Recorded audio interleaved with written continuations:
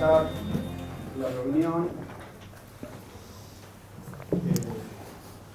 diríamos, para enmarcarla a esta actividad dentro de los 25 años de la Fundación Hospital Español. El Hospital Español es una entidad, institución señera dentro de la salud pública privada y de la seguridad social dentro de la ciudad de Rosario. Es gestionada desde hace muchos años por nuestra asociación médica, de manera que más aún, digamos, la tenemos en cuenta y la recordamos en forma continua y en forma permanente.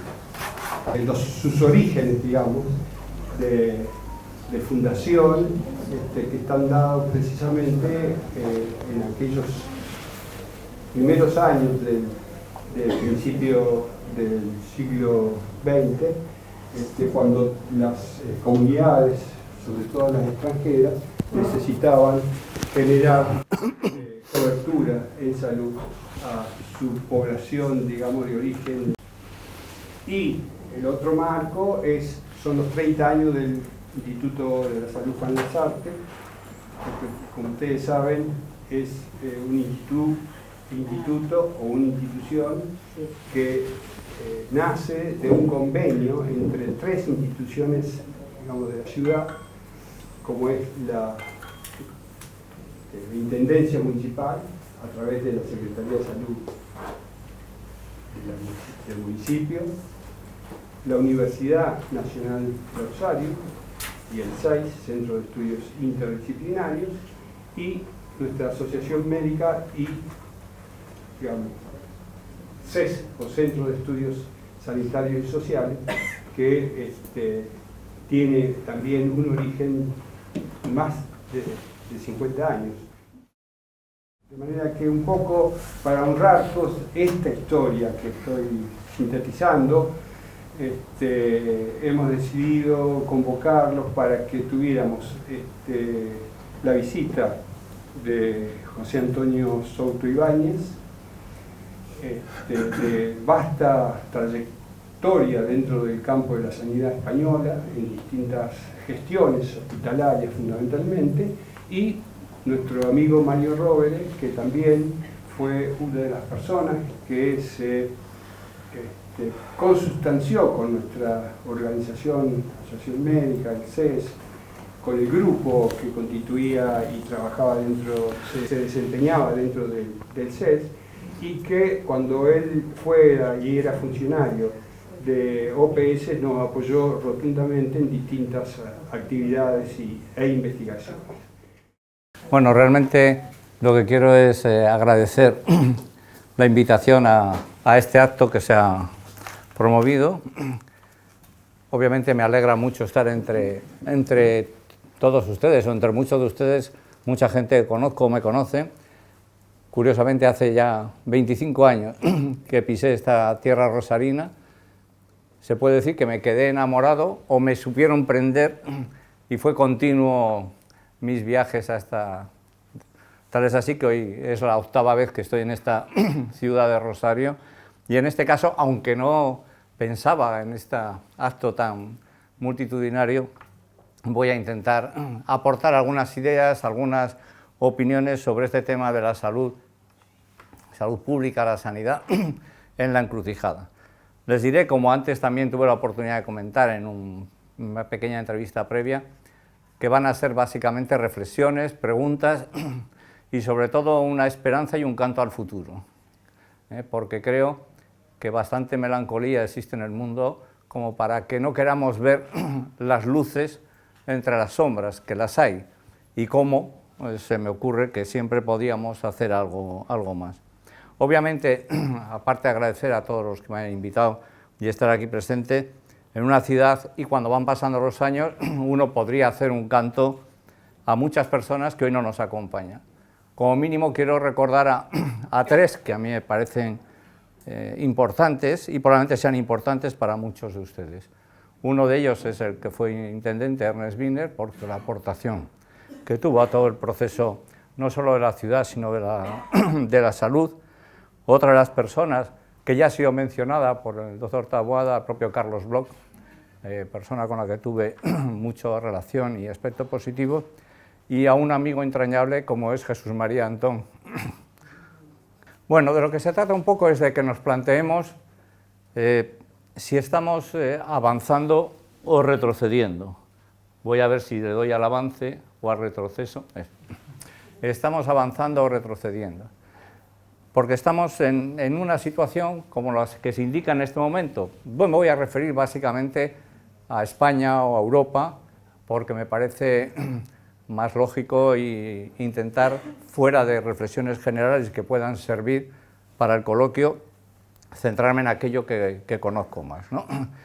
Estamos en esta situación, como se indica ahí, el 25% de la población ya tenía en 2022 más de 65 años. Y eso afecta al conjunto general de la población en el mundo, sea las sociedades del tipo que sea. En la situación actual tenemos este reto, el reto del envejecimiento de la población, y eso ejerce una presión sobre el sistema sanitario. Y la pregunta es, ¿eso es bueno o es malo? Es lo que es, y es una realidad social. Y por lo tanto, lo que tendremos que plantearnos, como hablaré luego brevemente también, es qué tenemos que hacer para afrontar los retos. No que ese reto hace inviable el sistema de salud pública, ¿no? O de sanidad pública, sino tenemos que adaptar y modificar nuestras estructuras y nuestros planteamientos a esos retos. Y existen soluciones que están ya y que tenemos que saber un poco plantearlas. El otro tema son, como indica ahí, las desigualdades que vivimos en Europa de una manera clara. El este y el oeste, a través del tiempo y a través de que esté todo más cerca, a pesar de las guerras y de los problemas que tenemos, existen desigualdades claras. Provienen de distintas situaciones económicas, distintos modelos en su origen de los temas de salud, pero esas desigualdades no son viables para el desarrollo social de cualquier sociedad, de cualquier país, o en este conjunto de la Unión Europea. Y a nivel mundial, según los propios estudios de la OMS, la Organización Mundial de la Salud, el acceso a los servicios básicos esenciales de salud, hay muchísima población a la que no llegan. Y estamos hablando de cosas que son esenciales para que una sociedad pueda desarrollarse y pueda tener una viabilidad de futuro. El 30% de esa población mundial, según la OMS, es la que no tiene acceso a servicios de salud que, mejores o peores, la mayoría o el total de los que vivimos en nuestros países tenemos acceso mejor o peor. Y eso también es importante. Por tanto, nos estamos enfrentando básicamente a estos desafíos. El desafío del envejecimiento de la población y las enfermedades crónicas. Hemos vivido la pandemia y sabemos de qué va este tema, ya no nos lo tiene que contar el libro de historia, lo estamos viviendo. La crisis sanitaria de la COVID y el cambio climático, que también es una realidad, podemos ocultarlo, podemos decir que hemos pasado el 1.5 que se había acordado en París o no, podemos discutir, pero hay que dar soluciones a los problemas que este cambio climático. Y la migración. La migración se ha convertido en un problema, aparte de un problema de lucha política general en todos los países. En Europa lo vivimos mucho, en una situación muy complicada y muy triste por los discursos que se plantean, pero estamos en un reto. Los países, en Europa por lo menos y España, necesitan inmigración, necesitamos mano de obra inmigrante.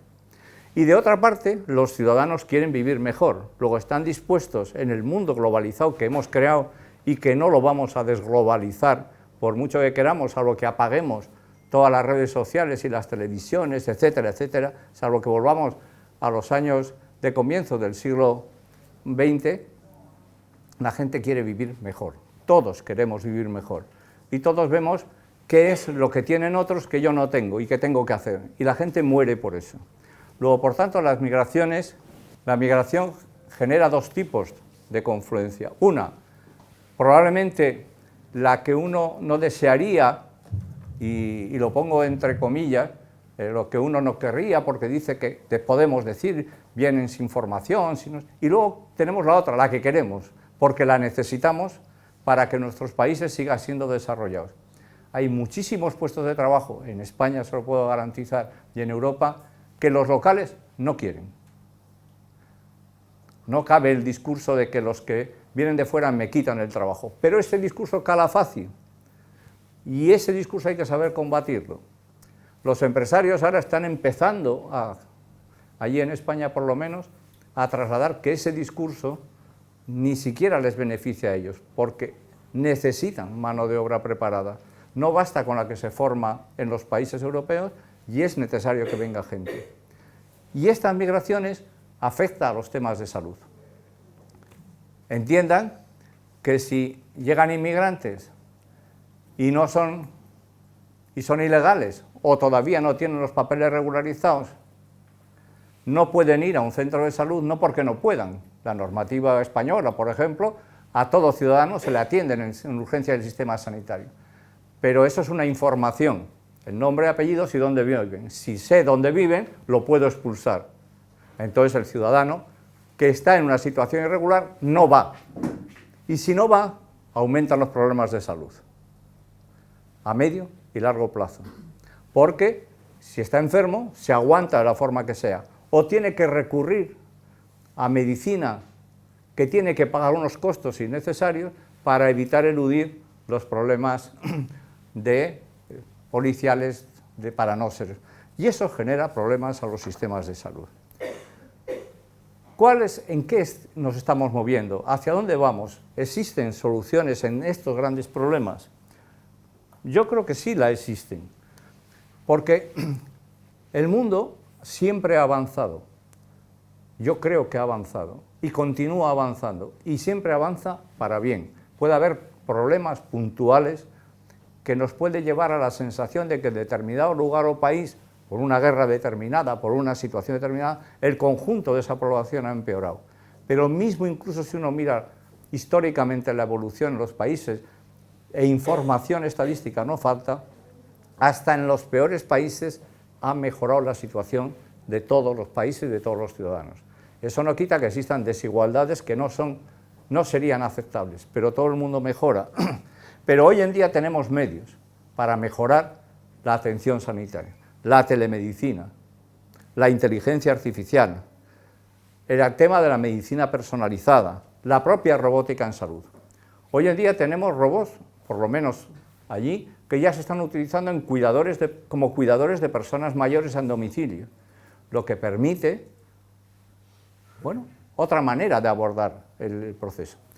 Se puede decir, no, esto quita mano de obra. No, transforma la mano de obra necesaria, como la historia siempre ha transformado la mano de obra necesaria para la mejora de las sociedades. Toda evolución no deja de ser, toda la tecnología, un medio que es positivo, bien utilizada e intentando formar a las personas en el uso adecuado. Si ese conocimiento no lo adquirimos, está claro que vamos teniendo una obsolescencia nuestra frente al proceso necesario. De cara a la organización sanitaria, por ejemplo, desde el punto de vista de Europa, la telemedicina, se prevé que el 40% de las consultas se podrán realizar ya de forma remota de aquí a pocos años, y un 60% de los hospitales ya tendrán toda la inteligencia artificial utilizada en su funcionamiento. A nadie se le escapa que eso supone una profunda transformación de las organizaciones sanitarias. Y creo que es necesario transformarse, y creo que es necesario aplicar en el beneficio de la sociedad y de todos nosotros esas tecnologías y los nuevos medios que van a seguir apareciendo con velocidad. Porque si queremos mantener los sistemas, también tenemos que organizarnos de otra manera. Para que esto funcione, tampoco es no les voy a decir nada que no se sepa, es necesario un modelo de financiación sostenible. Y ese modelo de financiación sostenible tiene que ser sostenible, claramente a largo plazo, tiene que ser que permita la reestructuración de toda la atención sanitaria. Los modelos de hace 50 años no sirven. Así de sencillo, ni buenos ni malos. Eran los mejores que supimos poner, los mejores que supimos organizar y las mejores leyes que supimos hacer para garantizar los derechos a los ciudadanos. Ahora nos toca que para que esos derechos se sigan pudiendo ejercer, transformemos y generemos un proceso de transformación de las organizaciones sanitarias como algo que va a resultar necesario, como todos los cambios sociales que vamos a tener que estar viviendo. Y tenemos que garantizar la equidad en el acceso. Es verdad que estamos en un momento complicado, complejo.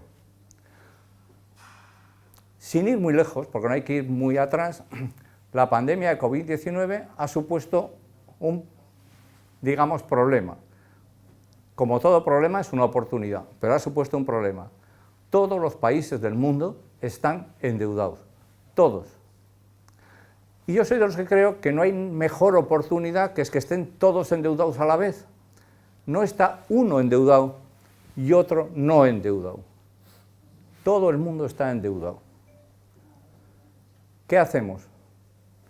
Vemos cómo va languideciendo de una manera lenta la situación de la salud y de la sanidad en todo el mundo, en todos nuestros países, cualquiera sea nuestro modelo, sea de financiación totalmente pública o sea mixta, etc.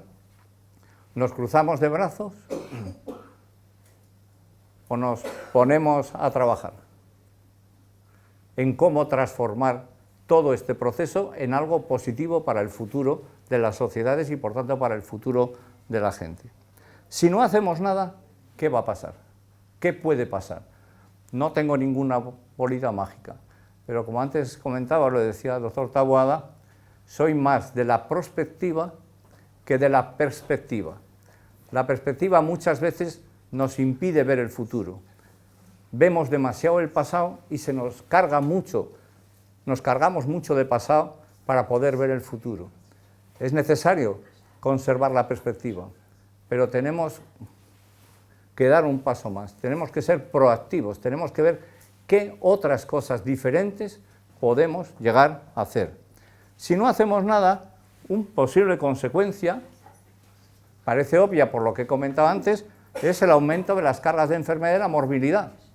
Si no mejoramos la salud pública, si no gastamos más en prevención, si al fin y al cabo, como estamos endeudados, la primera decisión que viene para cualquier gobierno es quitarse las deudas de encima. ¿Eso será una solución o no? ¿O será como, por lo menos decimos en España, pan para hoy y hambre para mañana? Y cuando queramos solucionar el problema que nos va a venir, entonces hay que pensar un poco. Afectar el recorte a los servicios de educación es empobrecer tu país, de una manera clara. Bueno, es una decisión a tomar. Por ahorrar, voy a quitar en salud, voy a quitar en educación. Acepto retirarme y que empiece a entrar el mercado privado de una manera clara. Yo no estoy en contra de la existencia de las empresas privadas, pero cada uno tiene su función. Una empresa privada se rige por una única cosa, desde pequeñito, y todos los economistas del mundo lo saben, por el beneficio.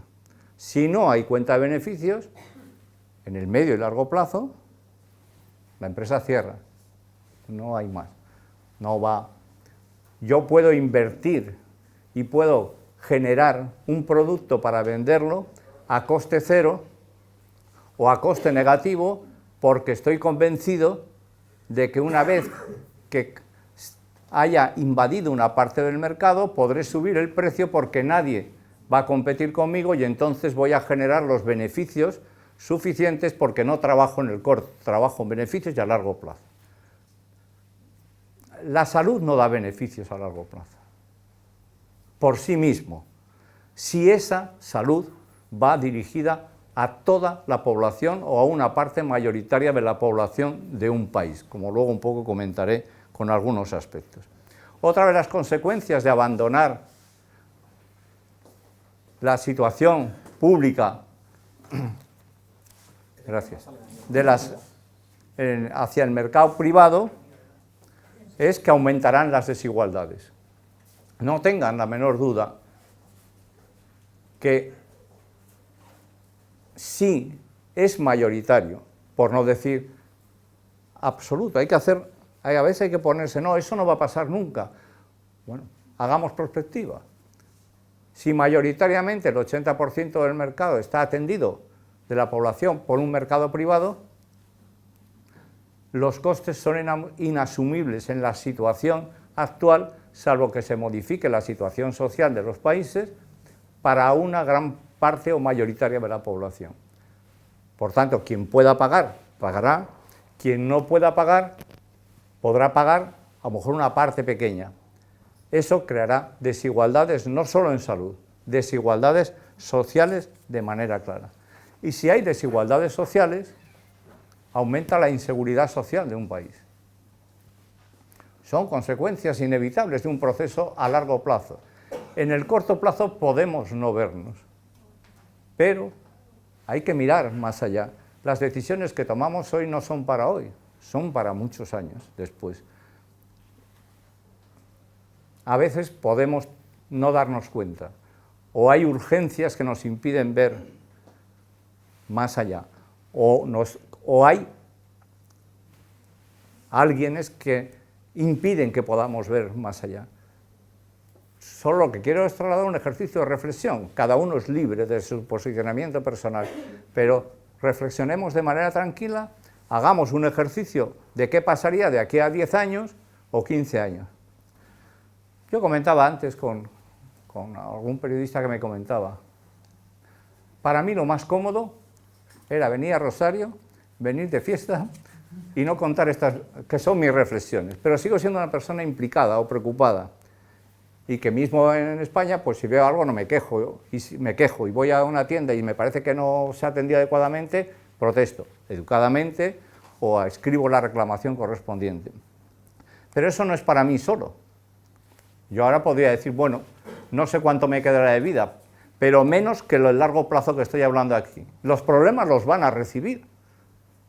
Mucha gente que cree o piensa, y yo lo escucho en jóvenes, que esto que tenemos está mal, pero que esto es de toda la vida, que esto ya existía. Entonces, cuando a alguien le dices, le sacas el móvil y dices, oiga, esto, hace 10 años no podíamos hablar aquí nadie, ¿eh?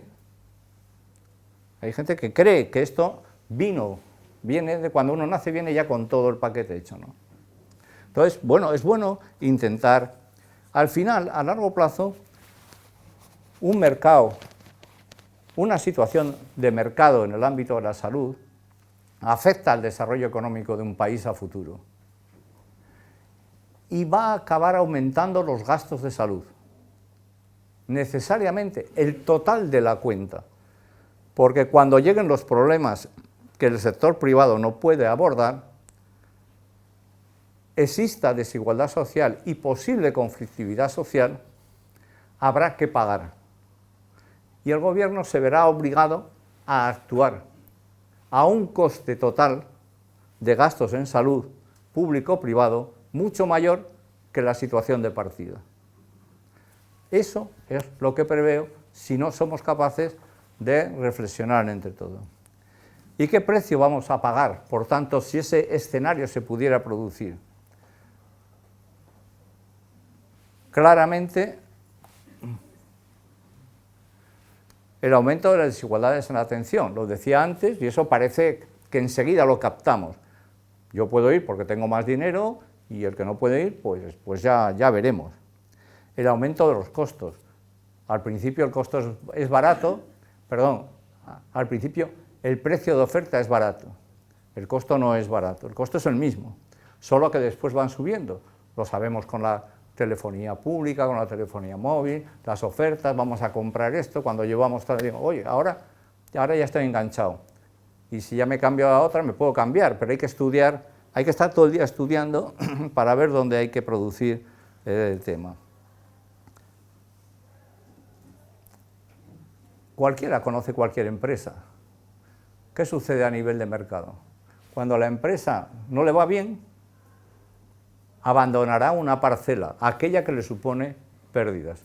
Estoy hablando en un mercado puro, porque si realmente para que se sostenga tiene que entrar el gobierno de turno financiando, colaborando en la financiación al privado, ya estamos otra vez cambiando las tornas.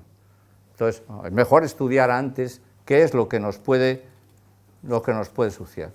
Y como les decía antes, todo esto aumenta el impacto en la cohesión social que estamos viviendo en la actualidad.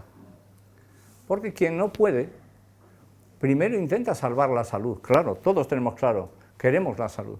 Entonces, de lo que gano en la familia, aunque me suban los precios, intento, como lógica humana, ir a pagar el diferencial de salud que me están pidiendo para que mi familia tenga.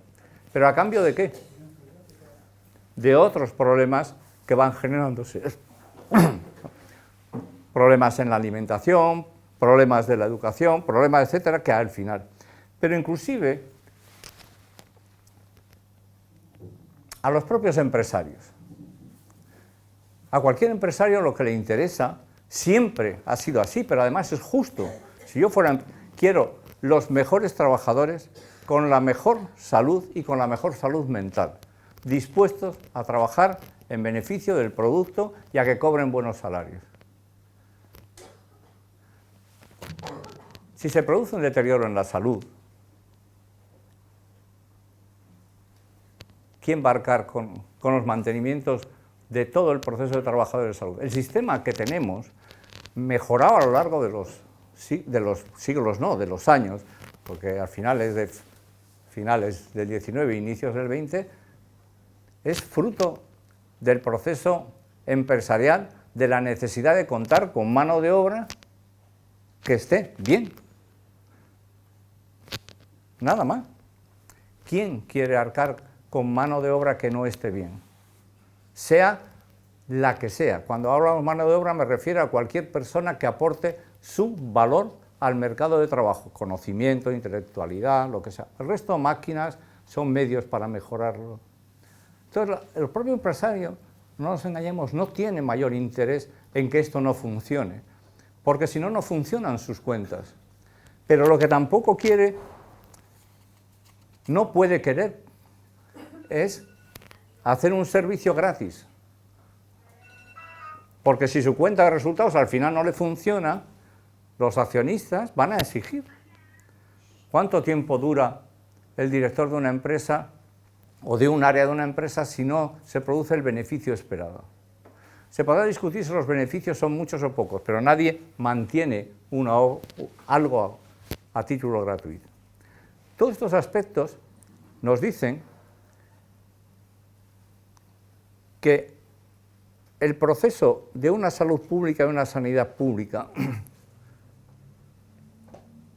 trasladada al sector privado como medio mayoritario no es positiva ni para los gobiernos que tomen en la actualidad esas decisiones, porque a largo plazo se van a producir problemas más complicados en los planteamientos. Y sin embargo yo creo que existen, por mucha deuda que exista en la actualidad, existen medios tecnológicos y adecuados para repensar todo un sistema sanitario, cada país en función de su propio esquema donde esté, donde yo creo que solo es posible con la participación clara de profesionales y de ciudadanos. Sin esa participación, porque afecta a todos, afecta a los profesionales porque, a mi modo de ver, el mensaje no es esto, para que vean en España la comparación de costos entre lo que es en la actualidad el sistema de salud público y privado. Los costos operativos son mayores en el sector privado que en el sector público.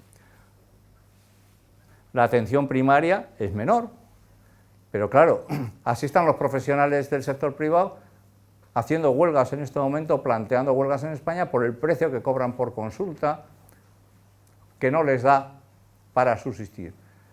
Porque claro, la empresa privada no puede pagarles más porque no les salen las cuentas, pero son trabajadores, entonces también tienen que, etcétera. Todos esos temas están ahí a su disposición.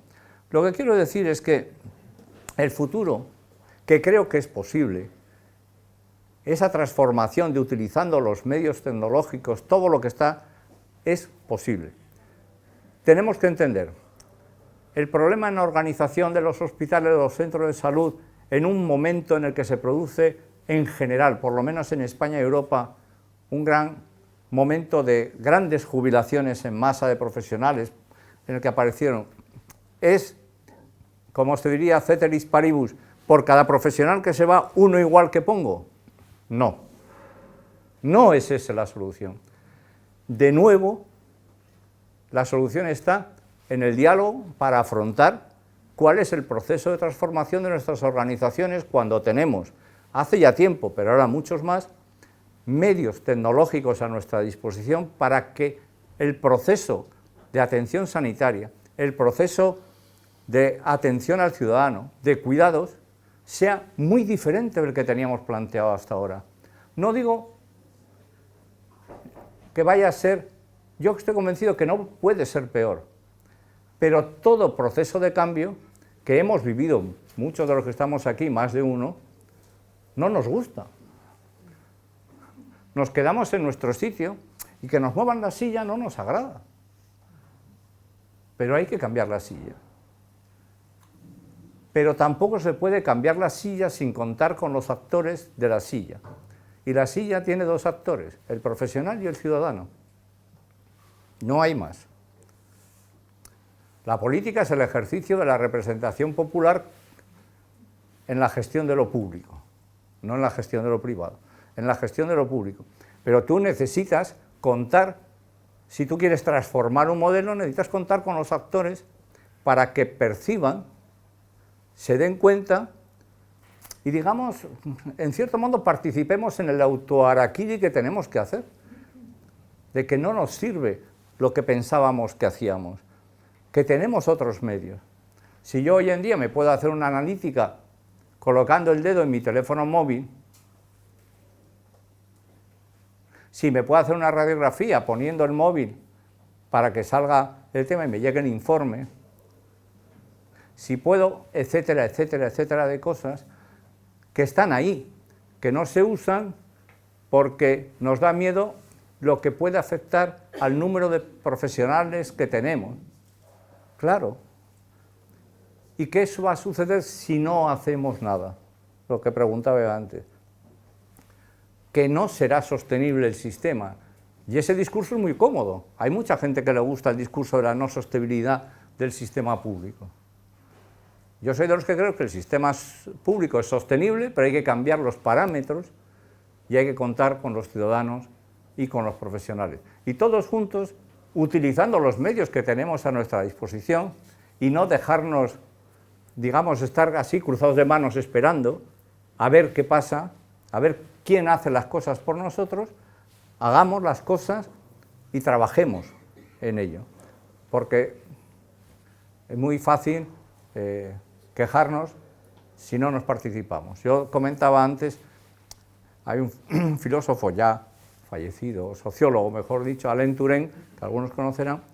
La democracia no es el ejercicio de la gestión pública por los vencedores, es la gestión del ejercicio teniendo en cuenta a las minorías y admitiendo la participación social en los actos de gobierno. Y esas dos últimas cosas a veces las hemos ido perdiendo. Y lo que perdemos lo tenemos que recuperar los que hemos dejado de que eso se pierda. Y hay que convencer a mucha gente, pues que probablemente piensa con 30, 25, 40 años, que aquí no va a pasar nada. Aunque tengamos que ser nosotros. Y como digo yo, aquí estoy yo el primero, dispuesto a seguir, en vez de seguir cómodo que es tema, pues hay que intentar hacer reflexiones y bueno, ya en la medida posible, creo que ya he consumido más del tiempo, debatir con ustedes el tema. Si alguien tiene interés en recibir la información, puede tomar nota de mi correo, del teléfono, que estaré encantado de estar a disposición de ustedes, y le dejo la palabra a Mario, que acercará al mundo actual de ustedes probablemente. Yo he procurado abstraerme al mismo. A ustedes. Muy buenas tardes, noches a todos, a todas, a todes. ¿Se escucha? No.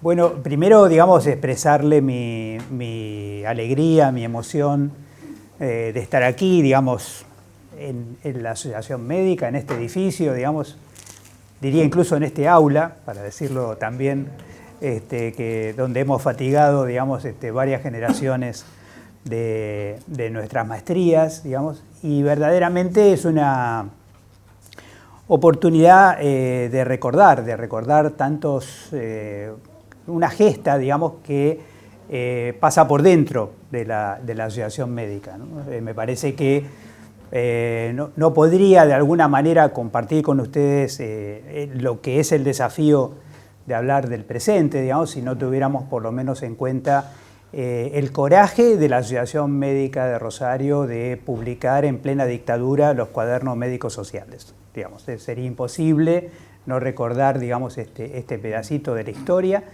extremadamente relevante, porque todavía hoy uno se encuentra en distintas bibliotecas en toda América Latina, digamos, con los cuadernos médicos sociales, especialmente la versión cuaderno, cuando verdaderamente eran cuadernos.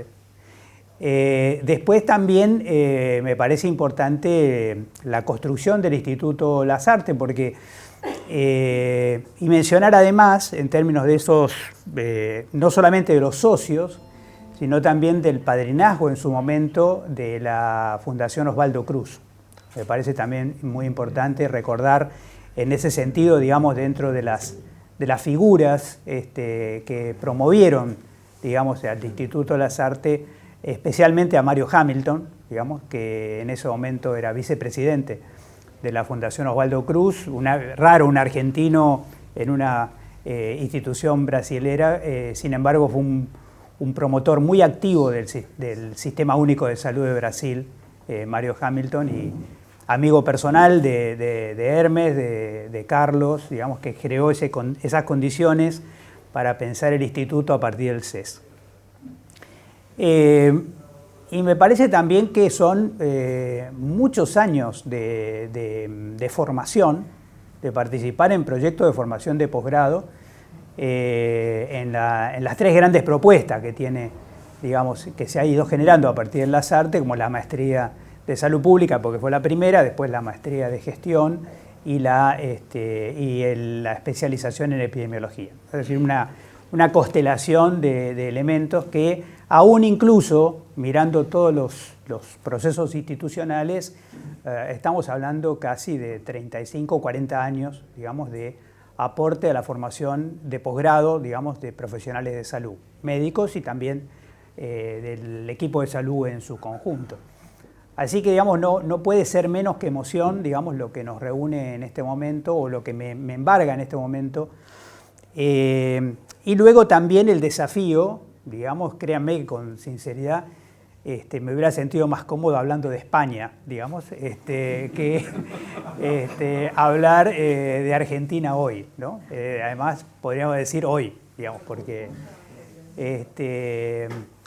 y a mí me parece que es raro preguntarse qué se podría decir de original en este contexto, porque yo pienso que estamos frente a dos fenómenos que todavía nos cuesta digerir, que en principio son dos fenómenos aparentemente que no tienen nada que ver, digamos, y que voy a tratar de tirar la hipótesis de que sí están conectados, ¿no? Uno de ellos es la pandemia misma. Es decir, yo creo que nos falta reflexión sobre la pandemia, porque creo que ninguno de nosotros, digamos, lo podría decir desde adentro de los posgrados, ninguno de nosotros preparó nos preparó para semejante catástrofe, digamos, para decirlo gráficamente, digamos, el que diga yo estaba preparado, digamos, miente, digamos. No quiero decirle que no es que le escapamos al tema, o sea, a mí me tocó concretamente lidiar con el cólera en Perú, digamos, podríamos decir así, pero parece un juego de niños, digamos, al lado de lo que fue esta pandemia. Y todo el impacto de la pospandemia, porque en realidad, digamos, hay autores, casualmente distintos autores de distintas vertientes, pero hasta, digamos, hasta tenemos de alguna manera la idea de que si vemos los primeros 20 años del siglo XXI, digamos, este es un diagnóstico que a mí me parece sintético y razonable, los primeros 20 años, o sea, 2001-2020, tenemos las ganancias más importantes en expectativa de vida, las ganancias más importantes en reducción de mortalidad infantil, las ganancias más importantes incluso en los países menos desarrollados. Es decir, digo esto, digamos, no lo dice el socialismo, lo dice Bill Gates, digamos, para decirlo en este marco, ¿no? Ahora, también podríamos decir que el diagnóstico en este momento que se está planteando es, digamos, nunca antes habíamos tenido un retroceso tan importante como la pandemia y sus consecuencias. Es decir, que de alguna manera la onda pandémica, en el sentido de sus impactos, no ha terminado. Así que ahí tenemos un fenómeno que nosotros, podríamos decir, a nosotros 2 años seguidos nos cambió la vida, digamos, por decir así. Pero no solamente nos cambió la vida, sino que tenemos una visión desde un lugar del mostrador, que yo me lo pienso para mí, incluso, bueno, seguramente cada uno habrá tomado una decisión según la edad, el momento, etc. Pero podríamos decir, nosotros nos mantuvimos activos durante la pandemia, ¿sí? Pero el grueso de la población no. Y eso creó mucho malestar. Es decir, yo me lo miro para mí mismo y digo, bendecido porque seguí trabajando durante la pandemia, comparado con quienes no pudieron, digamos, y determinados grupos etarios particularmente impactados. Uno de ellos, por ejemplo, los adolescentes, selectivamente dañados por la reclusión y por el aislamiento, digamos, porque la forma normal de maduración del adolescente es fuera de casa, digamos. Entonces, digamos, hoy tenemos países que lo están estudiando, digamos, o sea, hay una crisis concretamente, por ejemplo, de inadaptación a la presencialidad, digamos, al ingreso universitario y demás, en una generación que quedó marcada, y la marca no es igual según la edad que te pegó, digamos, esa pandemia. Así que ahí tenemos un fenómeno que es un fenómeno que no terminó, digamos. Sobre todo si uno lo extiende en perspectiva salud mental, en perspectiva de una serie de daños que van a seguir operando como una especie de bomba de tiempo, digamos, dentro de nuestra sociedad. Y después pasa lo que pasa, digamos, en este momento en la política argentina, que es un fenómeno, digamos, absolutamente disruptivo, digamos, un fenómeno que podríamos decir muchas cosas, pero quizá en el punto donde yo me voy a parar es el impacto fundamentalmente es que no entendemos lo que pasa. Es decir, que uno quiere pensar que esto es menemismo express, uno quiere pensar que esto es macrismo acelerado, no es.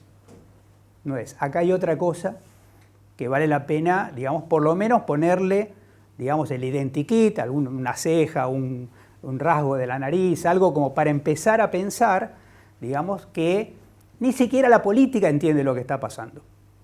Es decir, ni la política sabe cómo posicionarse frente a un fenómeno totalmente nuevo. Es decir, decíamos hace un ratito, uno, digamos, cancherito, digamos, venías a jugar al truco y te dicen, no, es ajedrez esto.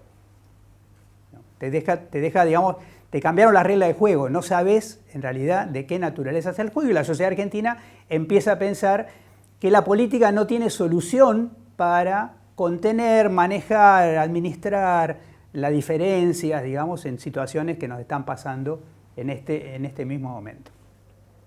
Pero yo acabo de mencionar 2 cosas que parecen el agua y el aceite, digamos, ¿no? Y acá yo quiero ensayar una hipótesis de trabajo que no es mía, digamos, pero que me parece que podría tensar, en cierta manera, la lógica digamos, que es que los movimientos de ultraderecha en el mundo se han alimentado de la pandemia.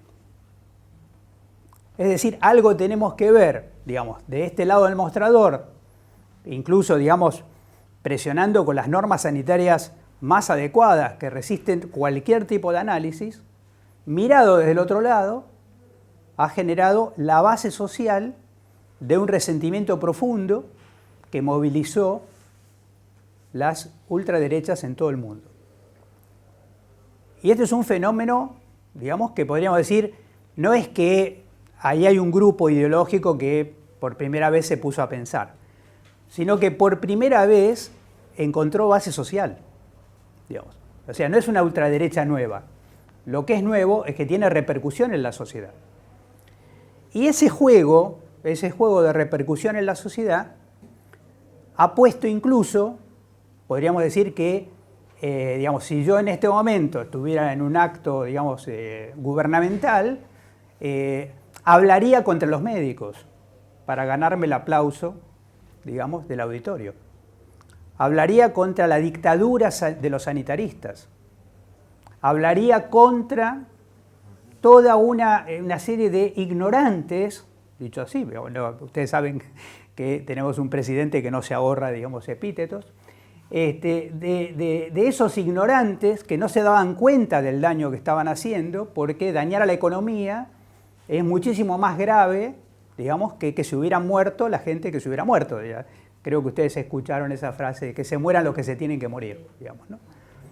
Entonces hay algo que no es justamente, y lo veníamos hablando hoy un poquito también, no es que la medicina sea un colectivo ideológicamente compacto, digamos, homogéneo, que todos pensemos lo mismo, pero nos están homogeneizando, digamos, porque somos casi paradigmáticos de lo que hay que odiar.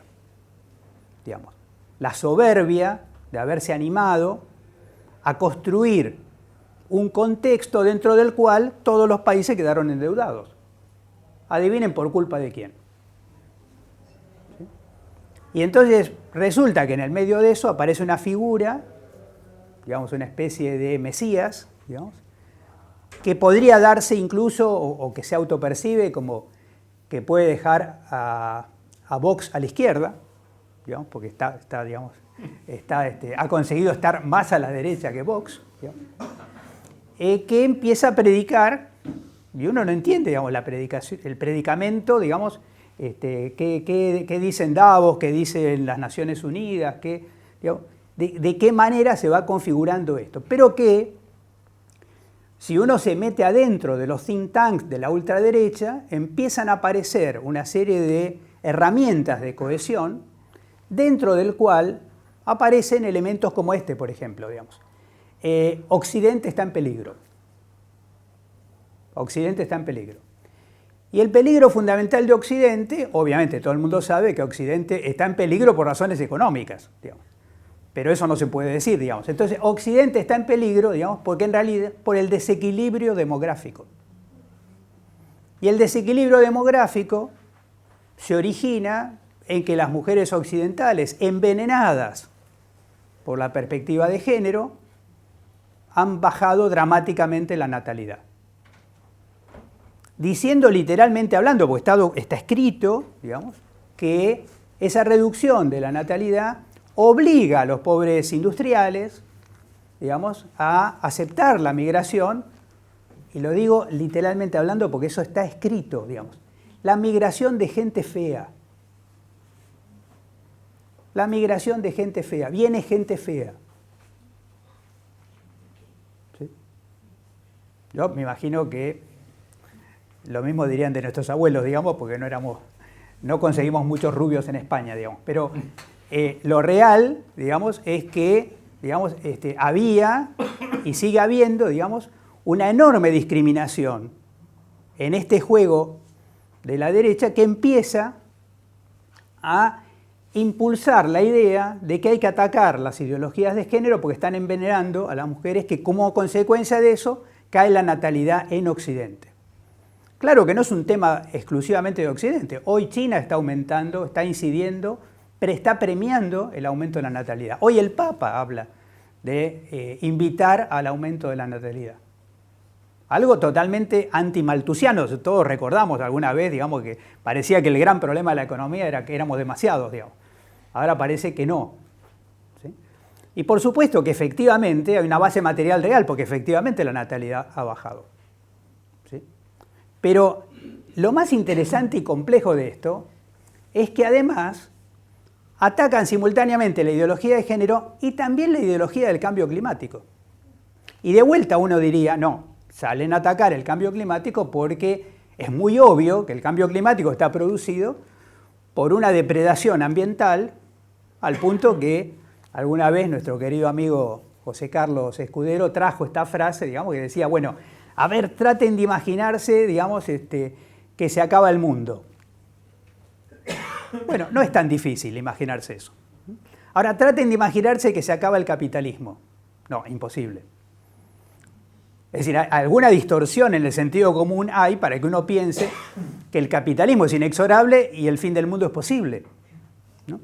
Entonces decía, ¿qué se va a acabar primero, digamos, el capitalismo o el planeta? Eso decía José Carlos, ¿no? Pero ese no es el problema. El problema y la traducción para consumo interno de la ultraderecha es, por culpa de los anuncios apocalípticos del cambio climático, las nuevas generaciones no quieren tener hijos. Maravilloso, digamos, ¿no? Es decir, cuando uno empieza a ver la construcción, ¿no? Y por supuesto, claro, uno lo ve desde acá como una caricatura, pero hay gente que lo consume como el catecismo, digamos, ¿no? Es un dogma de fe. Y entonces, frente a esa situación, empieza esta estructura, y acá empieza a aparecer algo que ahora me acerco un poco, quizás, si me acompañan en esa lógica, ¿no? Lo que está pasando es que nos adjudican una estructura ideológica basado en estos valores, pero la consecuencia real, concretamente, es el retroceso concreto de Occidente y sobre todo de Estados Unidos, que se encuentra hoy casi en un equilibrio estratégico económico con China. Digamos, y para lo cual opera un fenómeno, digamos, quiero decir esto, homenaje a un autor, Kenneth Waltz, que decía, nunca en la historia de la humanidad un imperio, digamos, se suicidó, digamos, en el retroceso económico si además es una potencia militar. Luego, digamos, Ucrania, Israel, Palestina, digamos, lo que estamos viendo en este momento. Pero yo, digamos, vuelvo acá en este punto, o sea, objetivamente en la Argentina la natalidad ha bajado. O sea, nosotros podríamos decir, todos sabemos que estábamos arriba de 650.000 nacimientos por año y hoy estamos por abajo de 500. ¿No? Bueno, es un dato. Ahora, yo lo estoy capturando ideológicamente para alimentar una fuerza política que uno puede decir, no entiendo cómo es, pero, digamos, está gobernando, ¿no? O sea, ¿cómo es que llegó ahí? Y por eso mi hipótesis inicial es, el gran problema es que no sabemos lo que está pasando. Y para saber lo que está pasando en términos estratégicos, lo mejor es ponerse en el lugar del otro. O sea, tratá de imaginar cómo piensa el otro, porque si vos podés hacer eso, la estrategia un poco bilardista, digamos así, en ese caso podés empezar a tratar de entender cómo organizarte, digamos, cómo empezar a pensar, cómo empezar a reaccionar, cómo empezar a discutir, cuando todos nos quedábamos tranquilos para decir, no, si no tiene mayoría en el Congreso. No tiene mayoría en el Congreso, claramente, el Congreso le va a poner el límite. No. Ahora, hay algo que a mí me parece y me resulta interesante, porque en algún momento con Ernesto hablábamos del problema de la atención primaria en relación al tema de esta proyección hacia adelante. Si nosotros estuviéramos en el 2019, deberíamos decir, bueno, concretamente tenemos una nueva hoja de ruta, esa nueva hoja de ruta, digamos, a pesar de los renuncios, vayamos a ver, digamos, la agenda de Astana, comparen ustedes la agenda de Alma-Ata con la agenda de Astana y van a encontrarse ahí una agenda totalmente nueva, digamos. No podemos pensar la salud sin pensar la salud mental. No podemos pensar la salud sin pensar en el cambio climático. No podemos pensar la salud sin pensar en las enfermedades crónicas, pero, digamos, yo voy a hacer un pequeño juego para decir no todas las enfermedades crónicas son consecuencia de la longevidad. Y podría decir incluso algo peor, una parte de las enfermedades crónicas son éxito de la medicina. ¿Sí? Es decir, enfermedades que eran incurables, digamos, y repentinamente son tratables, aunque el paciente no se cure. Porque también tenemos aumento de enfermedades crónicas en los niños. ¿Sí? Y cada vez más, algunos podrían decir gráficamente, los niños Garraham, digamos, ¿no? Que vos no lo querés tocar ni aunque tenga angina, digamos, ¿no? Porque no va a hacer que lo arruines, digamos. Entonces, en ese contexto nosotros llegamos a 2018-19 con la agenda, 2018, 40 años de Alma-Ata, Astana, aparece una agenda absolutamente digerible y ¡pam!, de vuelta aparece la pandemia. Y voy a tomar dos factores que me parecen importantes de reflexionar sobre esto. Es, por ejemplo, digamos, bueno, la pandemia puso de lado nuestra preocupación por las enfermedades crónicas, la pandemia puso de lado nuestra preocupación por el cambio climático, ¿no? Pero resulta que hay autores que dicen, no,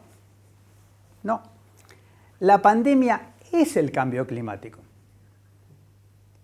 ¿Por qué, digamos? Porque se da un fenómeno de la misma naturaleza, que es que el COVID-19, el SARS-CoV-19, claramente y a pesar de todas las paranoias, digamos, era un virus que ya estaba circulando en la naturaleza. Es decir, hemos avanzado en la frontera con otras especies y no paramos de hacerlo, quiero decir, digamos, porque después ya han venido otras sagas. En consecuencia, parte del cambio climático también son las pandemias que generamos como consecuencia de estos mismos movimientos, ¿no? Y ahí tendremos la viruela del mono, y ahí tendremos la gripe aviar, y ahí tendremos todos estos fenómenos emergentes para los cuales también hay que prepararse. Luego, digamos, no para nada, digamos, es que el cambio climático haya quedado entre paréntesis como consecuencia de la pandemia. La pandemia viene a ratificar las consecuencias del cambio climático, ¿sí? Igual que el huracán que anda ahora, digamos, por llegar a Florida. Ahora, y el segundo tema es, nos olvidamos de las enfermedades crónicas, porque ahora tenemos una enfermedad aguda. Pero de vuelta podemos decir error, digamos. ¿Por qué error, digamos? Porque cuando uno iba a ver los factores de riesgo del COVID-19, y tenemos un muy querido compañero, digamos, un clínico con muchísima experiencia que nos tiraba esta frase que a mí me sigue resonando, todavía tengo una deuda con él por haberla dicho, digamos. A mí el DNI no me lo muestre, yo quiero saber la edad vascular. ¿Sí? No me interesa lo que dice el DNI. Si tiene 20 años, tiene diabetes, digamos, es hipertenso, tiene quizá más riesgo que una persona. Y de hecho, una cosa muy curiosa, no ha habido una sobremortalidad de las personas muy añosas, ¿no? Y ha habido casos de recuperación de personas de 90 años, de 95 años, ¿no? Y mortalidad de personas de 65. Entonces, hay el tema de las enfermedades crónicas, en vez de entrar en paréntesis, no, el COVID fue un resaltador. El COVID fue un resaltador de que nosotros estamos en este momento constituyendo una sociedad que no tiene nada que ver con lo natural. Se mencionaba hoy, digamos, de los higienistas a esta parte, nuestra expectativa de vida no tiene nada que ver con los genes, no tiene nada que ver con nuestra fuerza biológica, no tiene nada que ver con nada que no sea absolutamente construido. Somos socialmente construidos y la medicina forma parte de esa intervención. Forma parte sustancial, digamos, por acción, por omisión, digamos, formamos parte de esa modificación. Y cuando recuerdo esto, digamos, de que una parte de las enfermedades crónicas son éxito de la medicina, es porque hay que hacerse cargo también de eso, ¿no? Porque eso vuelve sobre nosotros. O sea, ¿cómo? Digamos, podríamos decir así, ¿y si ahora el PAMI decide, digamos, que no le va a dar la medicación a tu paciente? ¿Qué hacemos, digamos? O sea, ¿cuál es el grado de implicación que nosotros tenemos, digamos, si de repente una parte de la población a la que habías ayudado a su sobrevida, ahora va a fallecer porque en realidad no va a tener acceso a los medicamentos? Y ahí me parece interesante, también lo mencionábamos hoy, yo de una cosa a mí me pareció fantástica, no sé si a alguno de ustedes le va a resultar también igualmente interesante. Ronald Reagan, ¿se acuerdan de Ronald Reagan, no? ¿Cómo no recordarlo ahora, digamos? Bueno, Ronald Reagan, digamos, ¿no? Ronald Reagan decía, mucho cuidado con los médicos, porque en el fondo son socialistas. Ronald Reagan, ¿no? Traen ideas raras, se relacionan con sectores sociales que no deberían... los ingenieros no hacen eso, digamos. Pensá en el multiempleo, pensá lo que haces a la mañana, a la tarde y a la noche, digamos, y es un observatorio social tu práctica médica. Entonces somos muy peligrosos mirados desde esa perspectiva. Y entonces cuando aparece un gobierno, digamos, que dice, bueno, limpiemos hospitales, ¿no? Tiene sentido. Porque si nosotros decimos, esto no tiene sentido, tampoco sabés cómo enfrentarte. No, tiene sentido que quieran destruir los hospitales nacionales. Tiene sentido para ellos, pero vos tenés que entender cuál es el argumento, el entramado que los lleva a semejante decisión. ¿Sí? Porque tiene que ver con, podríamos decir, ustedes saben que hay una frase histórica que yo nunca he visto a alguien que hiciera tanto esfuerzo para borrar la frase para decir que nunca la dijo, ¿no? Que es un gran problema de la economía es que la gente vive demasiado. ¿Sí? He aquí a los culpables. Nos estoy mirando. Estamos haciendo vivir a la gente demasiado. Somos un peligro para la economía. Y este es el entramado en el que estamos metidos y que de repente, si no lo podemos reflexionar, tampoco lo podemos contraponer en términos argumentativos, ¿no? Porque también viene este problema de lo productivo. ¿Con qué lo vas a contrastar? Claro, digamos, por supuesto que la industria quiere, digamos, la salud del trabajador, pero la industria quiere la salud del jubilado. ¿En qué parte de la rentabilidad estaría mejorar la salud de los jubilados? Ahí sacamos nosotros nuestra tarjeta, derechos. ¿Mm? Vos decís derechos, digamos, y se ponen como locos, digamos, ¿no? Derechos es inflación. Derechos es degenerados fiscales. ¿Cómo se te ocurre hablar de derechos? ¿Mm?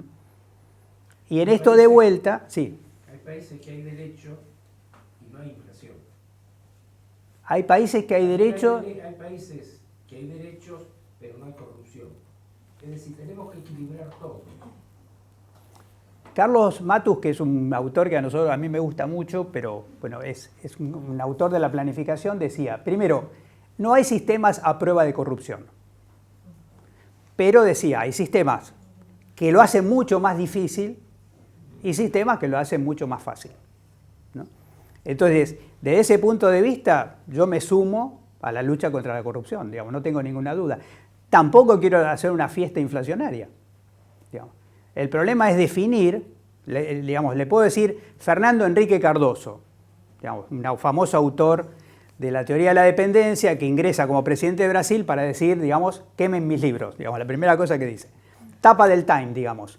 ¿Qué problema que va a tener Fernando Enrique Cardoso para gobernar un país donde la Constitución es inflacionaria? Es decir, que si el presidente cumple la Constitución, produce inflación. Dicho por el Time, digamos, que por supuesto son amenazas. Lo mismo le está diciendo ahora The Economist a la presidenta de México. Es decir, nosotros podemos tener aquí, yo digamos, no tengo la más mínima duda que tenemos acá todo el espectro de las opiniones políticas. Lo que quiero decir es que nosotros no estamos atacados acá por ser de derecha, de izquierda o lo que sea, sino que estamos atacados por ser médicos y por ser médicas, digamos. En esa perspectiva nos tenemos que empezar a, digamos, a despertar porque vienen por nosotros. Así, digamos, desde mi punto de vista, así de clarito. Y cuando digo por nosotros, digo, digamos, recordemos, porque hoy hablamos también, digamos, de los intereses gremiales. Sí, intereses gremiales de una corporación que se caracteriza por el multiempleo. Entonces, ¿en qué subsector te vas a defender? ¿Vas a pelear una pelea por acá, otra por allá y otra por el otro lado? Si acaso se rompió el pacto que durante décadas, digamos, sostuvo más o menos el equilibrio y que permitió, y ahí lo voy a decir por mi exclusiva cuenta, digamos, un sistema de salud que tuvo un desempeño brillante en la pandemia, incluso en comparación internacional con cualquier otro país de América del Sur. No tengo la más mínima duda. Discuto lo que quieran sobre eso, digamos. Y fueron los 3 subsectores. No nos unirá el amor, nos habrá unido el espanto. Lo real, digamos, desempeño es excepcional. Pero ahí tuvo en juego el rol del Estado. Totalmente, totalmente. Por eso yo pienso que se rompió un pacto ahora, porque, digamos, venir del sector privado, después de haber sido subsidiado, incluso un sanatorio de los más subsidiados de la Argentina, y tener 48 horas de gloria, digamos, para cerrar 2 hospitales, rompiste un pacto, digamos. Rompiste un pacto. ¿Por qué se animan a romper un pacto? Entonces, digamos, yo quería, me parecía, digamos, que era interesante compartir esto. Tengo también algunas 2 o 3 reflexiones pinceladas nada más, digamos, sobre el complejo médico-industrial que también juega, ¿no? Porque si no parecería que todo se juega acá adentro.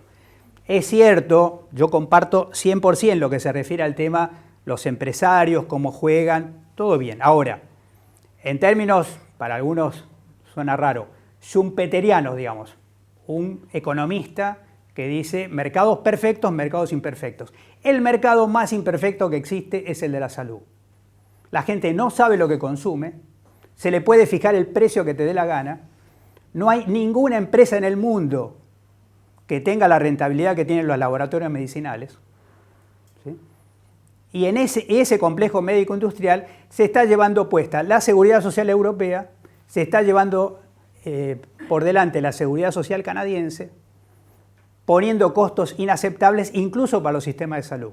Eso también forma parte del escenario que se extiende también hacia nuestro país. Entonces me parece que es una lucha muy compleja, pero lo más complejo de esta lucha es ni siquiera saber en qué lucha está uno. Es mi modesto aporte, ustedes lo pueden tomar, no pueden tomar pedacitos, lo que quieran, nada, digamos, si quieren, pero digamos, mi lectura de dónde estamos parados hoy, después del veto a las jubilaciones, después del veto a la universidad pública, después de la amenaza, digamos, concreta a cerrar todos los hospitales nacionales, incluidos los universitarios, es que, digamos, mejor que empezamos a entender en qué pelea estamos. Muchas gracias.